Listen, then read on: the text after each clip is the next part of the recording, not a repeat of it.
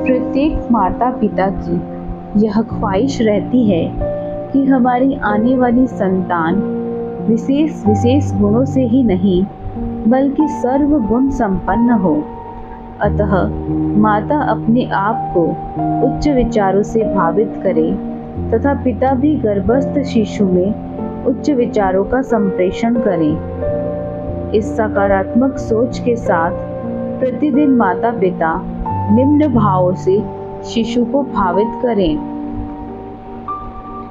धन्य है माता मरु देवी एवं पिता नाभिराज को, जिन्होंने ऋषभ देव प्रभु जैसे सृष्टि के प्रति निस्वार्थ जिम्मेदारी निभाने वाले परम प्रतापी पुत्र को जन्म दिया। मैं स्मरण कर रही हूँ ऋषभ देव का।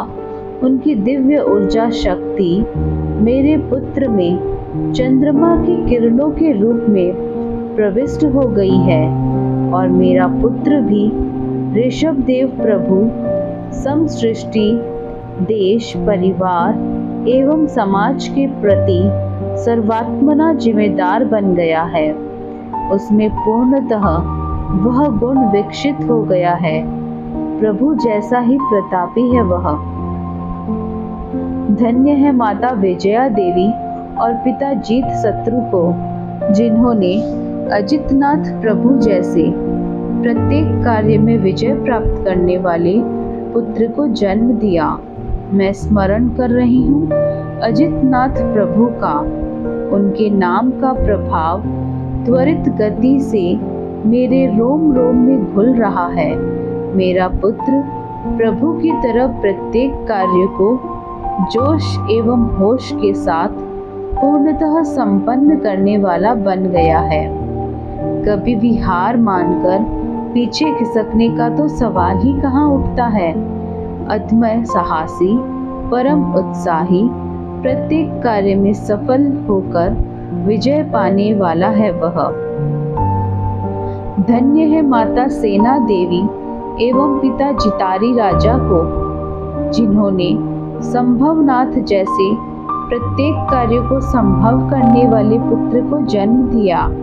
मेरे भी आदर्श हैं वे माता पिता और वे तीर्थंकर पुत्र। उनके नाम के गुण मेरे पुत्र में प्रविष्ट हो गए हैं। अब बेटा, तेरे डिक्शनरी में असंभव नाम का कोई शब्द नहीं रहा। तू जिस कार्य को करना चाहेगा वह जरूर होगा, क्योंकि संभवनाथ प्रभु के गुण तुझ में प्रविष्ट हो गए हैं।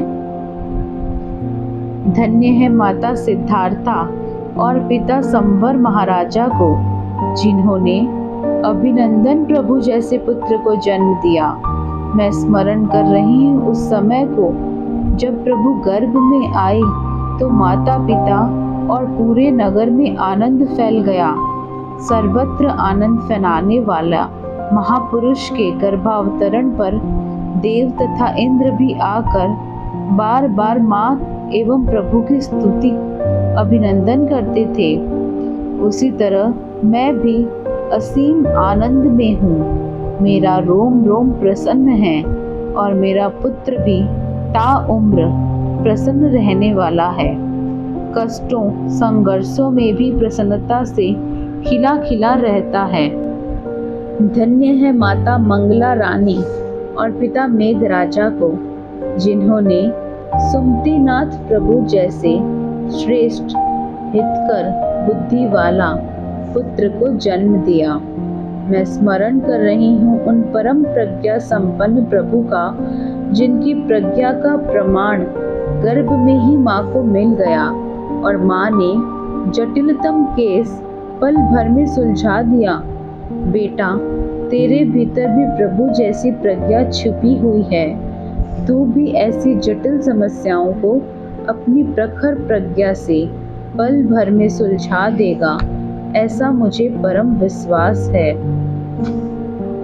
धन्य है माता सुसीमा और पिता धर महाराजा को, जिन्होंने पद्म प्रभु जैसे पुत्र को जन्म दिया। जब वे गर्भ में आए तो माता को पद्म कमल जैसी सैया पर सोने का दोहद हुआ। इसका गूढ़ अर्थ यह है कि फूलों की सैया अर्थात जब वे गृहस्थ में रहे तो उनके पास अपार वैभव था, उसमें वह पूर्णतः अनासक्त भाव से रहे, उसी भाव में मुक्त हो गए। आसक्ति बांधती है, अनाशक्ति मुक्त कराती है। पद्म प्रभु जैसा अनासक्त तुझे भी रहना है, तू विरक्त होकर दीक्षा लेना। इस एक सूत्र को तू अपने रोम रोम में जमा लेना कि अपेक्षा किसी से नहीं करना, उपेक्षा किसी की मत करना, व्यवहार में सबसे प्रेम करना और भीतर से निर्लिप्त रहना।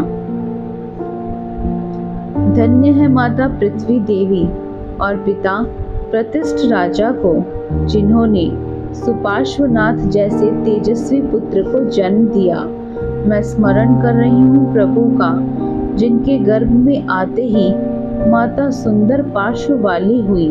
प्रभु के सुभंग नाम कर्म का कैसा निराला उदय था कि उन्होंने अपने साथ साथ माँ को भी मनोहरी बना दिया।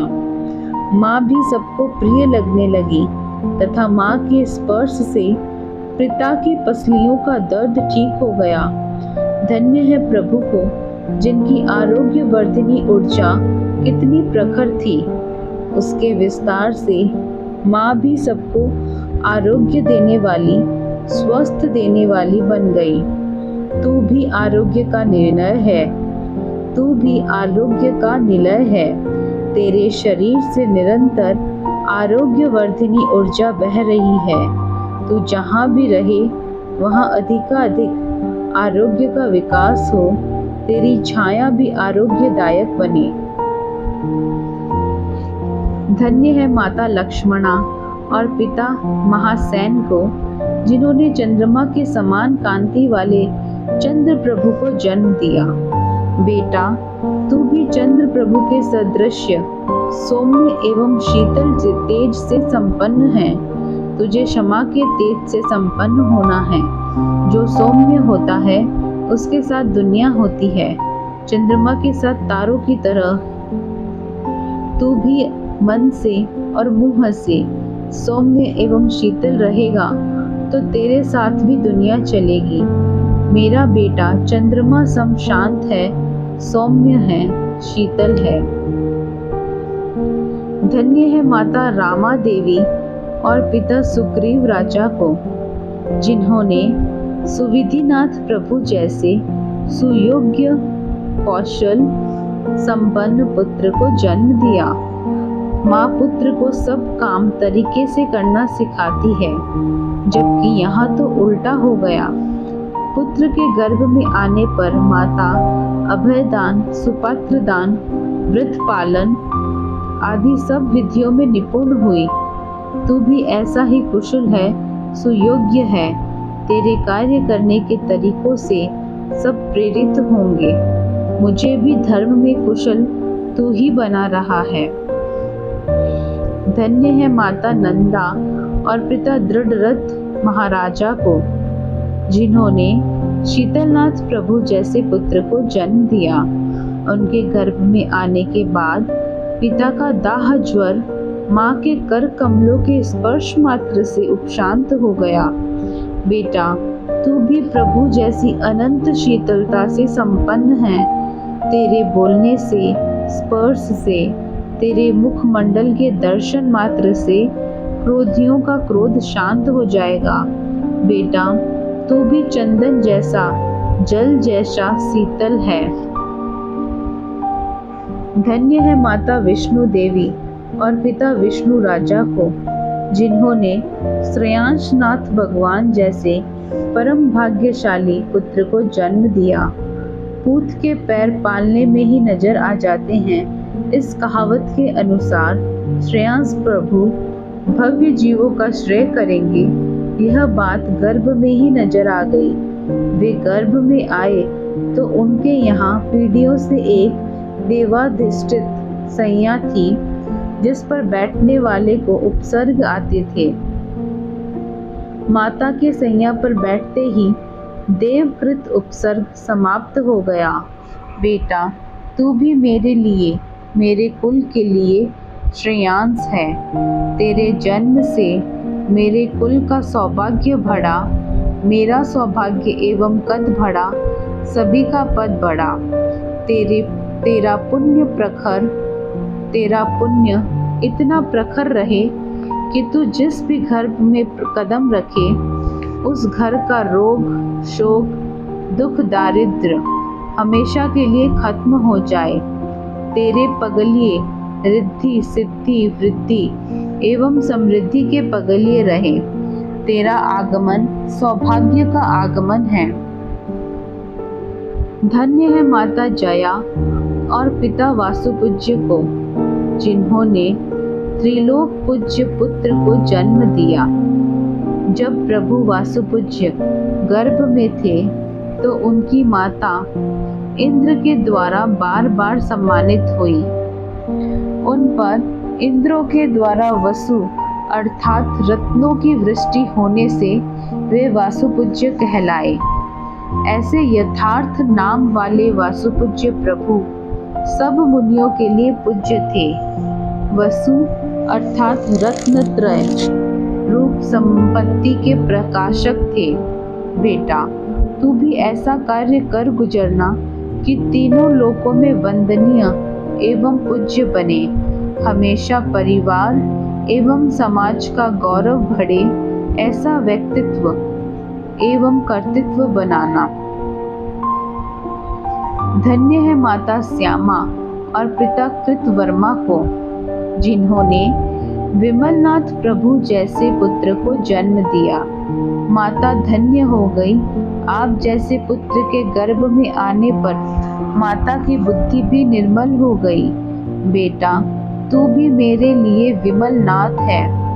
बच्चे मन के सच्चे होते हैं, भगवान जैसे निर्मल होते हैं। तू यह निर्मलता बचपन, जवानी एवं बुढ़ापे में भी बनाए रखना। तेरी आचार विचारगत निर्मलता देखने वालों में भी निर्मलता बढ़ाए। ऐसा तू सदैव बने रहना। मन से सरल, वाणी से तरल, काया से स्पष्ट, कथनी और करनी में एक रहने वाले व्यक्ति देवलोक में भी उच्च स्थान पाते हैं। बेटा, तू भी ऐसा उच्च साधक बनना। धन्य है पिता सिंहसेन और माता सुयसा को, जिन्होंने अनंतनाथ जैसे अनंत सौभाग्यशाली पुत्र को जन्म दिया। धन्य है वे माता जो अपने पुत्र जन्म के सौभाग्य से विजयी बने। जब प्रभु जन्मे थे तो अयोध्या नगरी विपुल सेना, शत्रु सेना से घिरी हुई थी, मगर प्रभु के जन्मते ही पिता ने उस अमित बल वाली सेना पर विजय पा ली। बेटा, तू भी पिता के लिए वृद्धि कारक बनना। संसार का हमेशा अंत होता है और आत्मा के ज्ञान, दर्शन, चारित्र, तप आदि गुण अनंत होते हैं, जो एक बार पाने के बाद कभी नहीं जाते। बेटा, तू इस नश्वर चीजों को छोड़। तू नश्वर चीजों की होड़ में कभी मत दौड़ना। अपना सारा पुरुषार्थ अनंत को प्राप्त करने में लगाना। धन्य हो गए पिता भानु महाराज और महारानी सुव्रता, धर्मनाथ प्रभु जैसे पुत्र को पाकर। धर्मनाथ के गर्भ में आने पर माता में धर्म की भावना विशेष रूप से बढ़ गई। धर्म का बढ़ना यानी मोक्ष के निकट हो जाना, दुखों से, संसार के भ्रमण से, जन्म और मरण से दूर हो जाना। बेटा, परिवार बनता है तो मोह बढ़ता है, मगर प्रभु ने परिवार बढ़ाकर मोह घटा दिया। तू भी मेरे लिए, पिता के लिए, परिवार के लिए मोहवर्धक न बनकर धर्मवर्धक बनना। नौकार्सी, कोर्सी, उपवास, आयम्बिल, स्वाध्याय, सामायिक, पौषध, दया, 12 व्रत, 14 नियम आदि का अधिकाधिक पालन करना। धर्म के चरण सुख, शांति, आनंद और समाधि के चरण हैं। तेरे आने से मेरी धर्म भावना बढ़ी है, अतः मेरा धर्मनाथ है तू। धन्य हो गए पिता विश्वसेन और माता आचारी देवी शांतिनाथ प्रभु जैसे पुत्र को पाकर। बेटा, शांतिनाथ प्रभु ने पिछले जन्म में दया का उत्कृष्ट पालन किया। उनकी पुण्य प्रभा इतनी विशिष्ट थी कि गर्भ में आने के बाद वह जन्म से पूर्व उनके पृथ नगर हस्तिनापुर में मिर्गी की महामारी शांत हो गई। तू भी शांतिनाथ बनकर, अर्थात पहली बात तो कहीं भी अशांति पैदा करने या बढ़ाने में तू कारण मत बनना। दूसरा, जहाँ भी अशांति फैली हुई है तो उसे शांत करना। तेरी शांति देखकर सबको शांत रहने की प्रेरणा मिले। धन्य है माता श्रीदेवी और पिता शूर महाराज को, जिन्होंने एक ऐसे पुत्र रत्न को जन्मा जिससे एक नहीं दो बड़ी पदवियां प्राप्त की। श्री कुंतुनाथ भगवान इस अवसरपिणी के छठे चक्रवर्ती थे तो 17वें तीर्थंकर भी। वे जब माँ के गर्भ में थे तो माँ ने कुंथु नामक रत्नों की राशि देखी, इसलिए उनका नाम कुंथुनाथ रखा गया। बेटा, जैसे रत्न तो कुछ लोगों के पास तो मिल सकते हैं, मगर रत्नों की राशि विरले ही व्यक्ति के पास होती है। इसी प्रकार विशेषताएं कईयों के जीवन में होती है, मगर सर्वगुण संपन्न व्यक्ति दुनिया में कम ही होते हैं। तो कुंथुनाथ भगवान की तरह सर्वगुण संपन्न बनना, अपने जीवन को रत्नों की राशि बनाना, क्षमा, सरलता, विनम्रता, संतोष, त्याग, वैराग्य, विवेक, दया, समता, जिस भी गुण में तुझे ढूंढा जाए तू मिले, अर्थात तुझ में जो भी गुण ढूंढे वो एकाकार रहे। धन्य है माता देवी महारानी और पिता सुदर्शन को, जिन्होंने अरनाथ प्रभु जैसे 2 पदवीधर महाप्रतापी पुत्र को जन्म दिया। जब प्रभु जन्मे तो माता ने रत्नमय पहिए के आरे देखे। जैसे रथ चलता है पहिए से और पहिया चलता है आरे से, क्योंकि वे आधार हैं इसके। इसी प्रकार अरनाथ प्रभु पहले राजा थे जो प्रजा के लिए आधार बने। जब चक्रवर्ती थे तो 6 खंड के 32,000 राजाओं के भी मालिक बने, और तीर्थंकर बने तो 3 लोकों के भव्य जीवों के आधार बन गए। बेटा, तू भी आधार स्वरूप और असहाय जीवों के लिए तू सहाय, वृद्धों के लिए लाठी, बच्चों के लिए अंगुली बनना, मंद बुद्धि लोगों के लिए तू बुद्धि बनना, अंधों की तू आंख बनना, बहरों के तू कान और लंगड़ों की तू वैसाखी बनना, गरीब का तू धन और भूखे प्यासे लोगों का तू भोजन पानी बनना, जिसको भी जो जरूरत है उन्हें प्रदान करना। धन्य है माता प्रभावती और कुंभ राजा को, जिनकी बेटी ने मल्ली तीर्थंकर बनकर बेटियों के गौरव में अनंत गुना अभिवृद्धि की। बेटा, दोस्त बनो तो मल्लीनाथ प्रभु जैसा बनना, जिन्होंने उनसे शादी करने आए 6 अनुरागी राजाओं को वैरागी बनाकर वीतरागी बना दिया। तू भी संसार तिराने वाले दोस्त बनना। किन्हीं को भी घूमने फिरने, पिक्चर दिखाने, होटल ले जाने के लिए प्रेरणा करने के बजाय उन्हें स्थानक आने, संतों के दर्शन वंदन के लिए, संवर सामायिक पौषध के लिए प्रेरित करना। किसी गौरवशाली आचार्य, उपाध्याय, संत, श्रावक वर्ग को अपना मित्र बनाना, जो तुझे संसार से तिराए।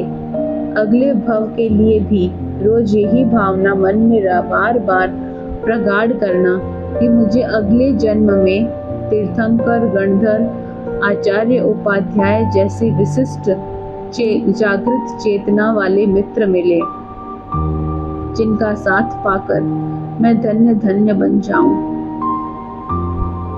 धन्य है माता पद्मावती और सुमित्र महाराजा को, जिन्होंने मुनि सुव्रत जैसे पुत्र रत्न को जन्म दिया। प्रभु, आप तो जन्मजात ही मुनित्व में रमते रहे, इसी कारण आप गर्भ में आए तो माँ को मुनि जैसे श्रेष्ठ व्रतों का पालन करने की इच्छा जगी। बेटा, तू भी ऐसा ही है। तेरे आने के बाद मेरी मृत धर्म भावना पुनः जीवंत होने लगी। अपने बेटे को दूल्हे के रूप में देखने का सपना तो हर माँ देखती है, मगर सपने के पीछे दुखों का संसार माँ पिता नहीं देखते हैं। पर मैं तुझे मुनि के वेश में देखने का सपना संजोई हुए हूँ। तू मेरा सपना साकार करना। मुनि का वेश अनंत सुख, शांति, आनंद और समाधि का वेश है। मुनि के वेश के पीछे मोक्ष है, यानी दूल्हे का वेश दुखों का वेश है, मुनि का वेश मोक्ष का वेश है। तुझे मोक्ष का वेश अपनाना है। धन्य है माता वप्रा देवी और पिता विजय सेन को, जिनके कुल में नमीनाथ प्रभु जैसे महावर्चस्वी पुत्र का जन्म हुआ तो पिता के सारे दुर्जेय शत्रु उनके चरणों में आकर झुक गए। बेटा, जिसके जीवन में विनय ज्यादा होता है उनके चरणों में सब झुकते हैं, क्योंकि वे स्वयं लघु रहता है। जो झुकता है वही ऊंचा उठता है, जो झुकता है उसका सब सम्मान करते हैं, और जो झुकता है उसके आगे दुनिया झुकती है। जो अकड़ता है वह टूटता है और तोड़ भी दिया जाता है। बेटा, तू विनय को अपने जीवन का मंत्र बना लेना। दादा दादी, माता पिता आदि घर के सब बड़ों को प्रणाम करना, उनके सामने विनम्रता से पेश आना, ऊंची आवाज में उनसे बात मत करना, अध्यापकों के सामने भी हमेशा झुक कर रहना, वरना कभी भी तुझे सच्चा ज्ञान नहीं मिलेगा।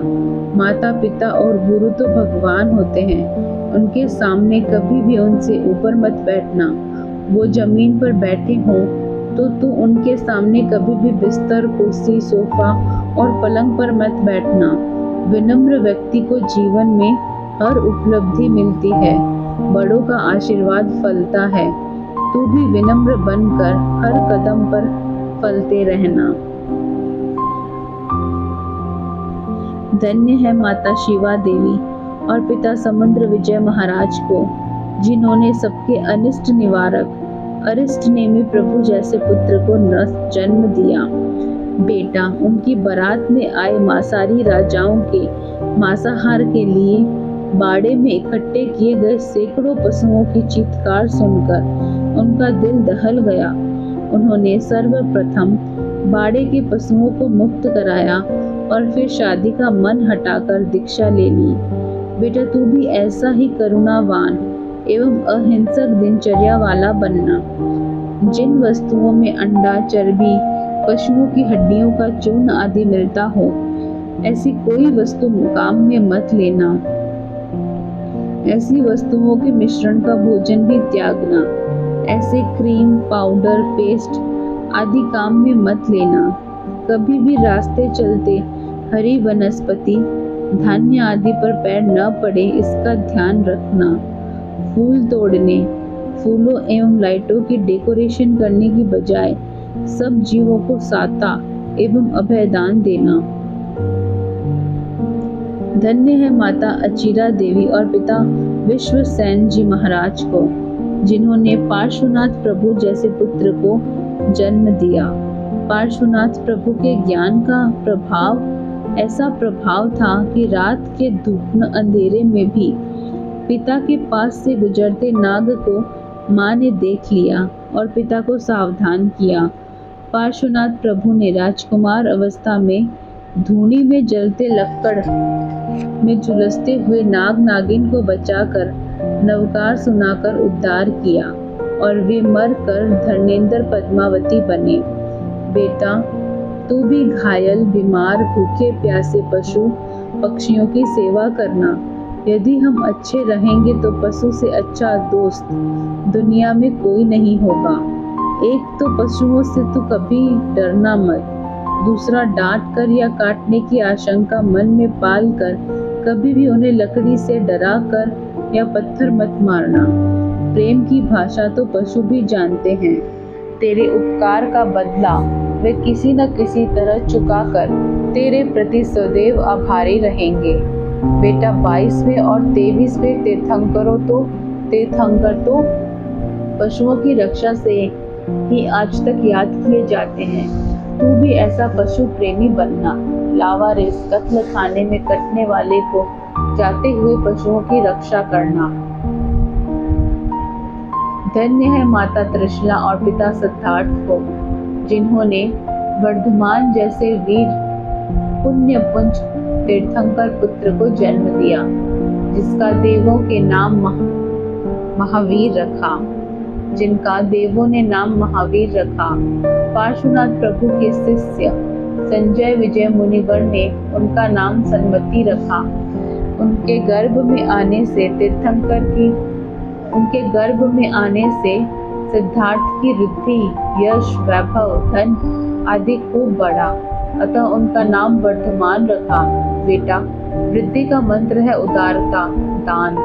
जो देता ही देता है वह देव है, जो लेता ही लेता है वह राक्षस है, जो देता भी है और लेता भी है वह मानव है।